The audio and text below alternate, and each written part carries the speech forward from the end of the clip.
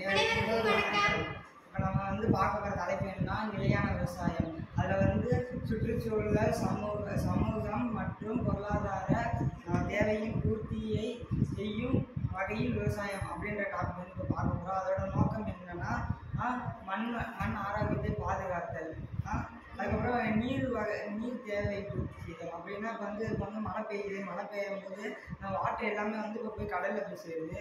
கடலில் போய் சேர்றதுனால அது நமக்கு ஒரு யூஸ் இல்லை, அந்த வாட்டர் வேஸ்ட்டாக தான் போகுது.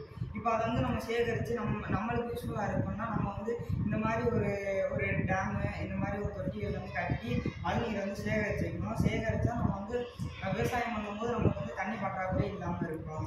அதுக்கப்புறம் பசுமை இல்லாத இந்த பிளாஸ்டிக்கு இந்த மாதிரி இதெல்லாம் அதிகமாக யூஸ் படுத்தக்கூடாது. அதுக்கப்புறம் இப்போ நம்ம அடுத்த இன்னொரு டாபிக் என்ன பார்க்கணும்னா சுற்றுச்சூழல். அதை பற்றி பார்க்கணும்னா வளங்களை பாதுகாக்கணும். இப்போ சுற்றுச்சூழலில் ஃபஸ்ட் டாபிக்னா வளங்களை பாதுகாத்தல்.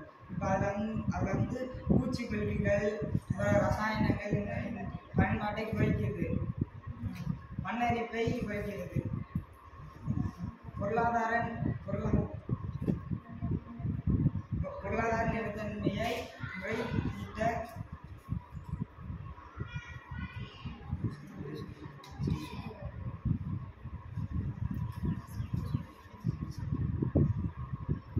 அடுத்த சமூக நன்மை தலைப்படுத்திருக்கோம். அதில் வறுமையை குறைக்கும். இப்போ நம்ம தண்ணி சேகரித்து